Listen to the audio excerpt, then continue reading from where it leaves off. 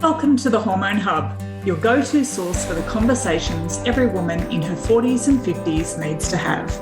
I'm your host, Kylie Pinwill, your nutritionist helping you navigate your way through perimenopause, menopause and beyond so you can say goodbye to endless fatigue, unexplained weight gain, hot flushes, PMS, mood changes and more that come on this hormonal roller coaster. If you missed the memo or think this is only for women of a certain age, ladies, it's time to think again. Now sit back, relax, and enjoy the show. Don't forget to hit subscribe so you don't miss any of my latest episodes, which are released every week. Share it with your friends, your sweaty sisters. The more we talk, the more we help each other. Hello, ladies, and welcome back to the Hormone Hub podcast. And today I am super excited to have Sydney Richdale with us. So Sydney is a sex and relationship coach, and she's also host of the Pleasure Your Partner Summit, which is coming up in a few weeks' time. So we'll talk more about that. But hello, Sydney, and welcome. Hello. Thank you for having me, Kylie. I'm already having so much fun. Yes. We were having lots of laughs before we hit record. So, we'll continue that conversation. We thought before we get too carried away, we better hit record and get into the interview. So, Sydney, what does a sex and relationship coach do? Oh, my gosh. Let's get right into it. Yeah, well, tell us a bit about you first. Let's get to know you before we jump into it with you. You know, tell us a bit about you. Let's buy you a drink first. Perfect. I like G&Ts. Excellent. Thank you so much for having me. A little bit of background about me is I'm a woman in my 30s. I live in Canada. I have two beautiful fur babies, Willow and Farah.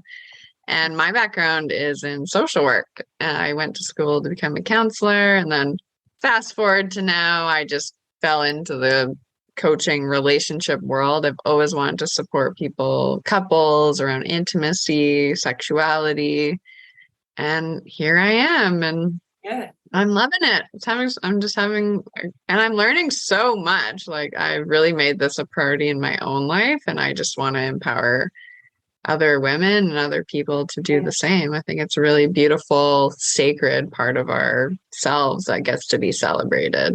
Yeah, absolutely. And I think, for a lot of our ladies listening, it is sort of a part of themselves I think they put on the back burner quite often, because we're sort of at an age or stage in life where things are just really busy. So it's, we might have teenage or young adult children, we, still working, we've got careers, we're sort of, there's a lot going on in that space. We've got parents who are getting older who have, their needs and their wants from us are changing.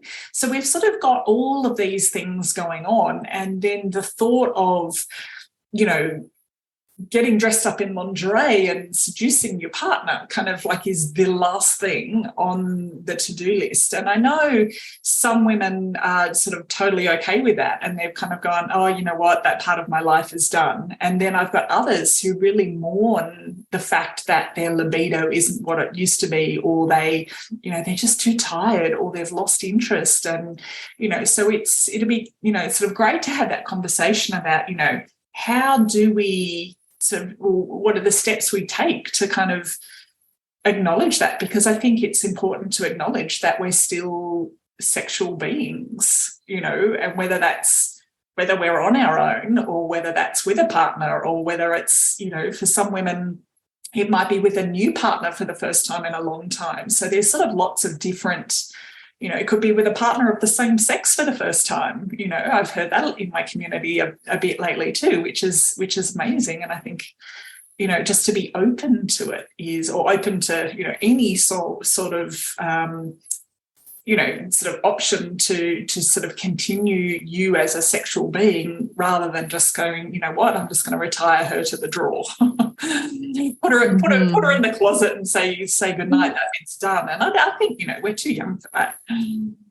Well, and that's the thing I love to sort of normalize is sexuality goes all throughout the lifespan. It doesn't just stop once you have a child or once you're married for a certain amount of time. Like the only reason it dies is because we let it. Yeah. And sometimes if that's the preference, like that's okay. Like if that's okay for you and your relationship and your partner's okay with it too, then I think that's fine. Yeah. But for the people who are, like you said, grieving and missing that, like it doesn't have to end by a certain life milestone or age. Like we just get to nurture it, just like our health. Like Yeah.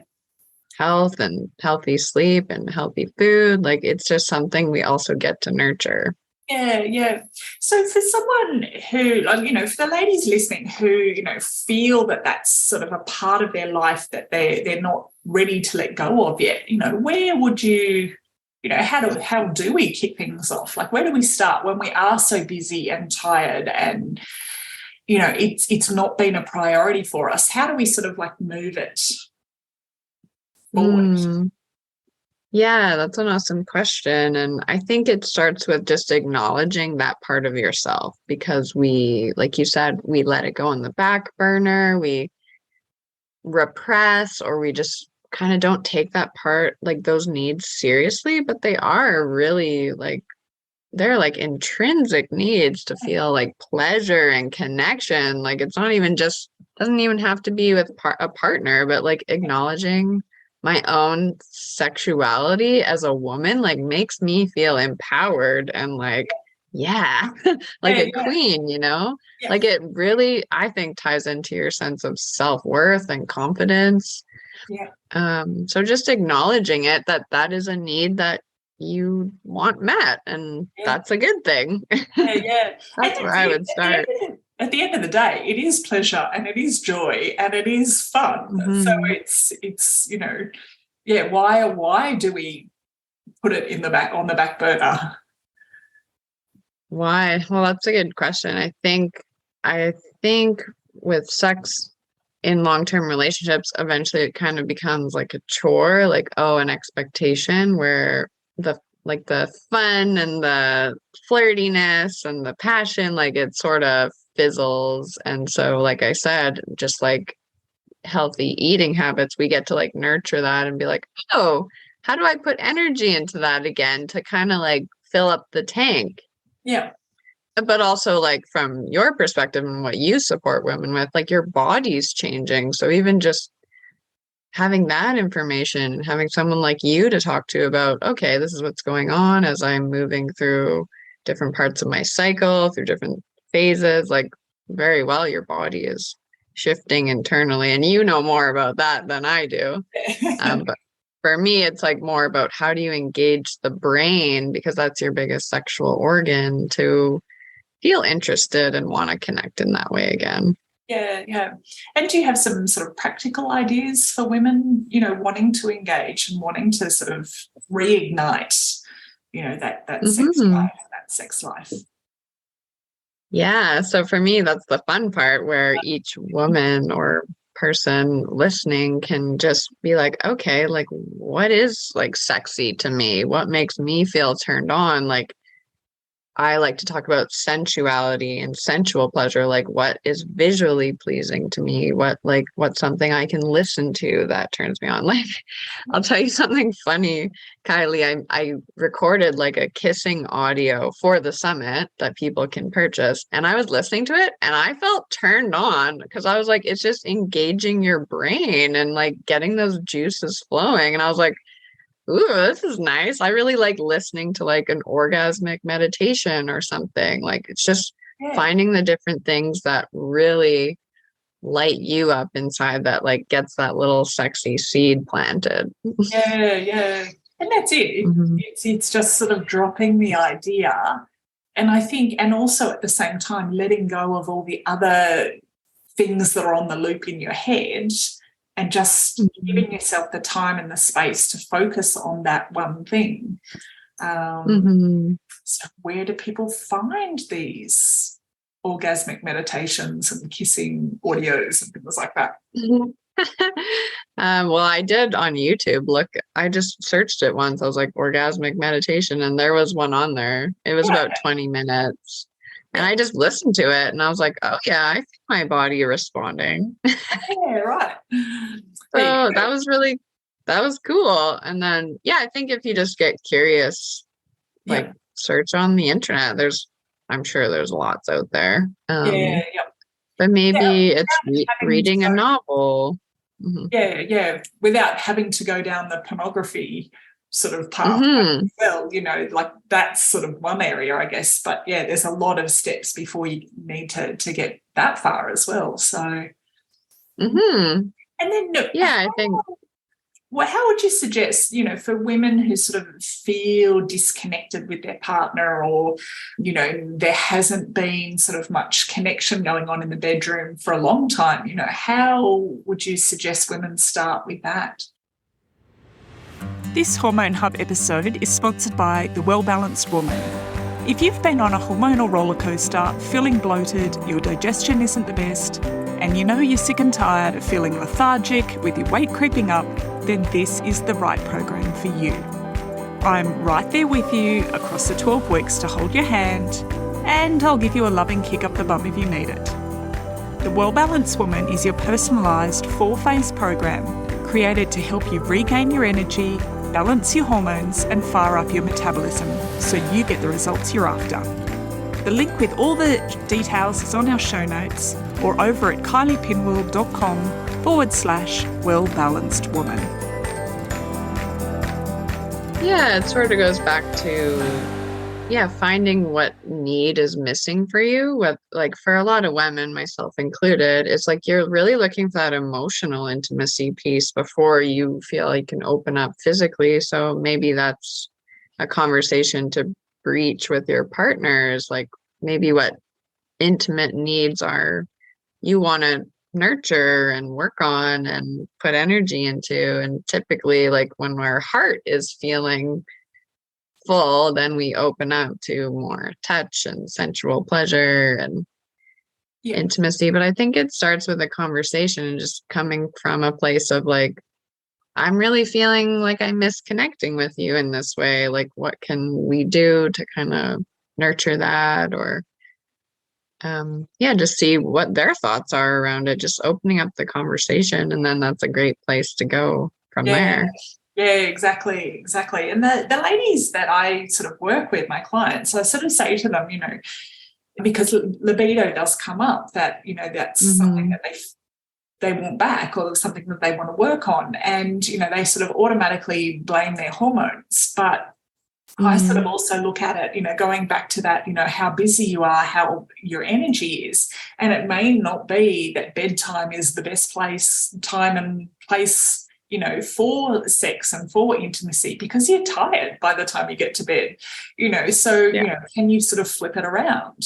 What about mornings or weekends, or, when you've got a bit more time, you've got a bit more space, and it's not like, sort of for my audience, it's not like we've got toddlers knocking on the door wanting breakfast. Our kids are teenagers, so we're not seeing them in the morning. Yeah.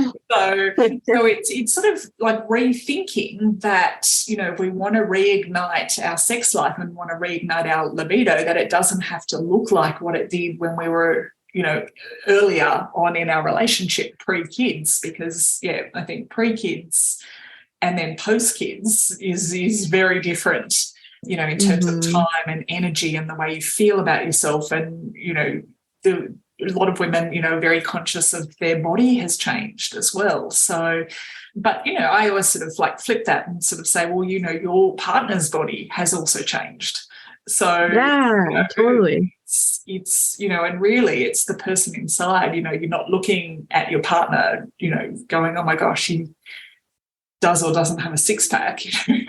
We don't think that way, and they don't think that way about us either. So we have all these sort of kind of like things going on in our own head, whereas when we sort of pare it back, it actually doesn't, that's not what our partner's thinking. Definitely. Yeah. That's not crossing their radar. They're just thrilled to be in that space with you and connecting with you in that way. But yeah, that's something that's come up with people I've talked to, is like how they feel about themselves is a big barrier to them wanting to engage in that way. And Yeah, especially with the world we live in, we're constantly bombarded by we need to look this way. And, Yeah. it's just really damaging, I feel like. Yeah. No, I agree. And I know, my husband, he's just happy to be there. He's not Yeah. worried about how I look or how he looks or anything like that. So, yeah, he's happy to be in Yeah. the moment. And I think, Mm-hmm. I think that's true for a lot of us is when we let that go, we can relax more and enjoy it for sure. Mm-hmm. Yeah. And when that comes up, I just suggest like people can do what they want, but I suggest like really just starting to like notice your body and notice the things that you enjoy and like appreciate and feel good about. And that's where that sensual pleasure comes in just for you, like finding what feels really good to you through touch. Or even I tried this for a while. I started to talk to myself in the mirror, which sounds really funny, but it really shifted things for me, just how I see myself. And yeah, so that's something people can try as well if they're sort of struggling with like how they feel in their own body. Yeah. And that's it. It's, we've got to love ourselves first. Yeah. To be lovable, definitely. Mm-hmm. All right. So talk to me, tell us about, so we've got the summit coming up. So the Pleasure Your Partner Summit. So this is kicking off on February 6th, and I'm so excited to be a part of that. Would you like to share, a bit more about the summit and what's coming up and how that's going to work? And some of the speakers that you've got coming on the summit. Yes, definitely. Yeah, I'm so honored you're going to be on it. I'm so glad I have you to speak about like the hormone piece because that is such a big thing, especially for women. So I'm just so grateful you're on it. So I'll just talk a bit about the intention, like what led me to putting the summit together is my big dream is that we create a world where we talk openly about sex because there's so much shame that is put on us from like the earliest age. And even learning about sex, it's all like hush hush, like asking questions, like they kind of skim over it in school, like let's get through this topic as quickly as possible. And I really want to change that for people because like I said, it's a beautiful sacred part of ourselves that I think should be celebrated. And I just want the conversation to be normalized. So that's why I put the Pleasure Your Partner event together because I want to open up really sex positive conversations for people to learn and feel like they have someone to talk to reach out to, how to release some sexual shame and just enjoy pleasure with their partner on a different level. So that was my intention of putting it all together. Yeah, great. Yeah. I love it. And, I love that, to open up the conversation because you're right, there was so much sort of shame around it. And before we hit record, Sydney and I were sort of talking about, my experience with sort of sexual education at school was, growing up in the 80s, it was all about AIDS and it was all about the Grim Reaper. And we were told literally, my takeaway from that was if I had sex without a condom, I was likely going to die. And that kind of stuck with me my whole kind of life, really.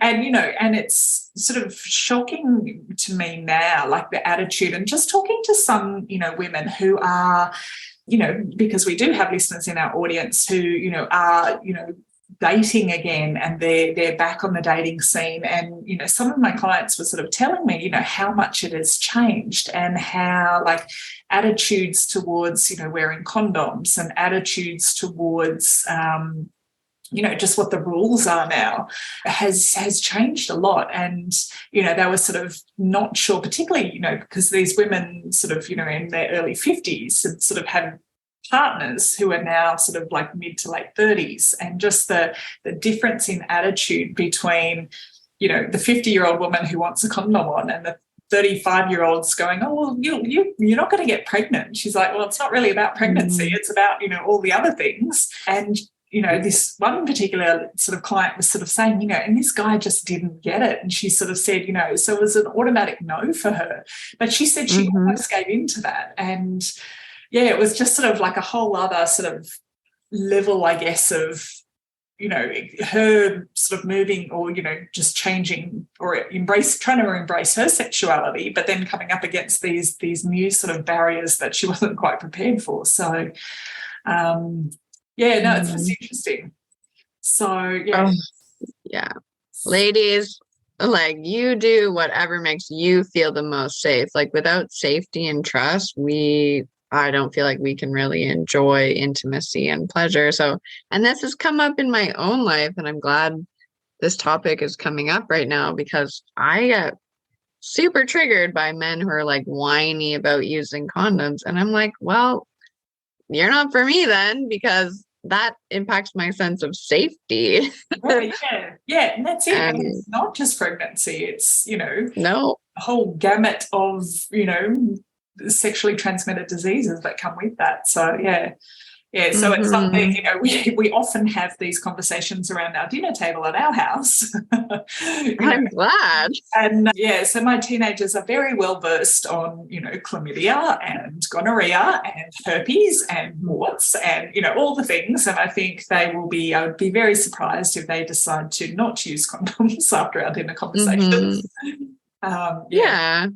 And I think it's different as the relationship evolves. You get to know someone, maybe you're committed, then maybe it's okay to, stop using them. But if you're dating, and ladies, stick to your guns, like, do not let anyone convince you of anything that you don't feel comfortable with. Yeah. It's just not worth it. 100%. So we sort of digress there a little. So tell us about some of the other speakers at the summit. Yeah. So, like, names specifically, or just what they're talking about? Just the topics would be great. Oh, yeah, the topic. So, yeah, we've got some different people talking about, like, trauma, how to work through trauma and really develop, like, those skills that help you feel safe to either conversations around it. We've got someone to talk about shame around having an STI, which I feel like is really important. We carry a lot of sexual shame around that. I've got people talking about tantra and, like, just different approaches to sex, like really slowing down and getting into the body and just getting rid of the sprint towards having an orgasm, and just kind of just changing the perspective around what sex is, what it means to you, what you find pleasurable. We've got people talking about, I'm trying to think of all the interviews I've done. I've done so many in the last little while. Just different, like, embodiment, like somatic work, like breath work, how to really tune in and just expand pleasure on a sensory level in your body. Yeah, lots around just working through shame and communicating your needs, like discovering what your needs are. Yeah, we're covering a lot. No, this is great. And I think, for everyone listening, if this is, expanding your sexual relationships and, your femininity and, just tapping into, if you're not ready to let that libido go and that you're not ready to let that sensual sexual side of you go, this is an absolute must. Registration. Registration is free. Is that right? Yes, it's a free event. Register.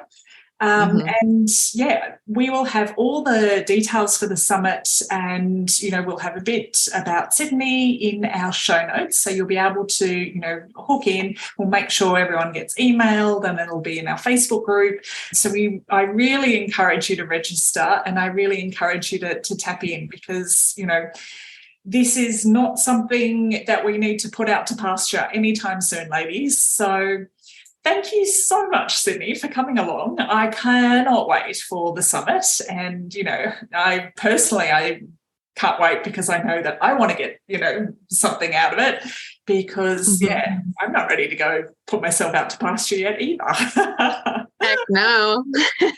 A lot of living left to do. So well, it's been an honor to be here and be introduced to your community. Thank you, Kylie. I just appreciate you so much.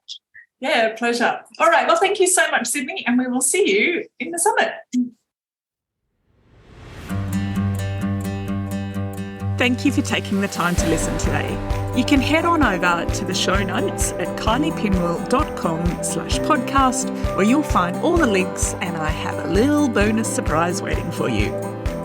Before we go, it would mean the world to me if you head on over to your favourite podcasts channel, subscribe and leave a review. Make sure to screenshot it, DM it to me so I can thank you personally. Then stay tuned for next week's episode. Can't wait to see you then.